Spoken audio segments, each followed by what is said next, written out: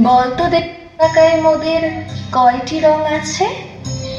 শিক্ষক এসে শুধালেন হেসে দ্বিতীয় শ্রেণীর কাছে। একসাথে মিলে সব ছেলে বলে চিৎকার করে জোরে, তিনটি বর্ণ রয়েছে রাঙানো জাতীয় পতাকা জুড়ে। শ্রেণীর পিছনে বেঞ্চের কোণে শিশু ছিল এক বসে।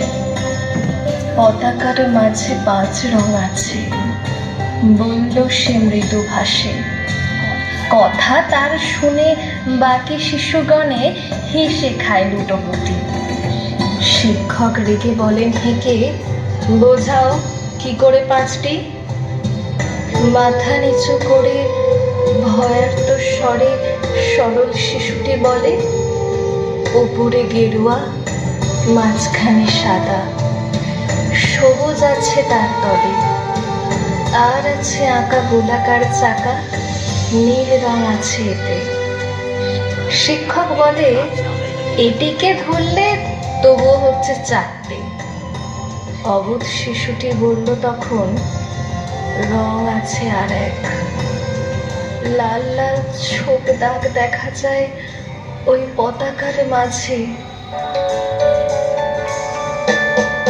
মুক্তির মন্দির সোপান তলে কত প্রাণ হলো বলিদান, লেখা আছে অশ্রু জলে। মুক্তির মন্দির সোপান তলে কত প্রাণ হলো বলিদান, লেখা আছে অশ্রু জলে। কত বিপ্লবী বন্ধুর রাতে রাঙা বন্দিশালা ওই শিকল ভাঙা, কত বিপ্লবী বন্ধুর রক্তে রাঙা বন্দিশালার ওই শিকল ভাঙা।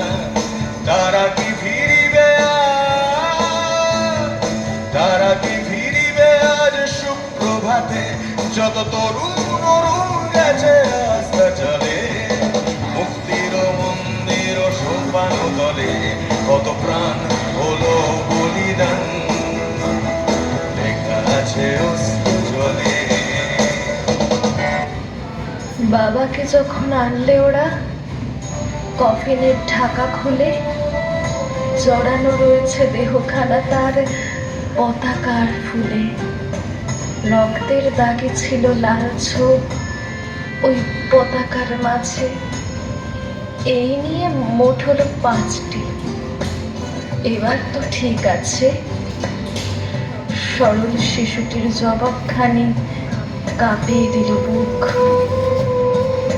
অশ্রু এলো নয়ন ভরে, শুকনো হলো মুখ। আজও যারা দেশের জন্য করেছে বলিদান, স্বাধীনতার শহীদ সম তাদের অমর প্রাণ।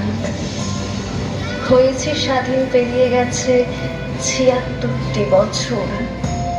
দেশ বাঁচাতে যাচ্ছে যে প্রাণ, রাখছে কি তার খবর?